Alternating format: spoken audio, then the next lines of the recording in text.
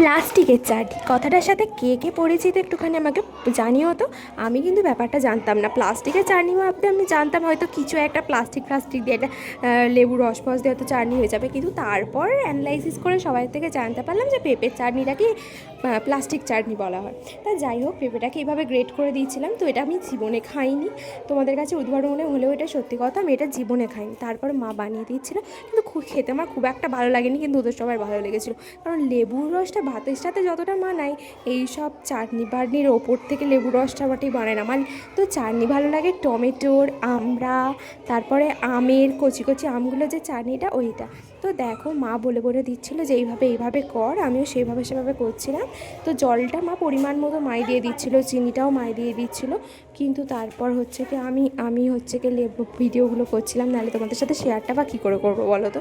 তো দেখো, তার ওপর থেকে দিয়ে দিল লেবুর রস। স্মেলটা ভালো আসছিলো, কিন্তু আমার ভালো লাগেনি। তোমরা ট্রাই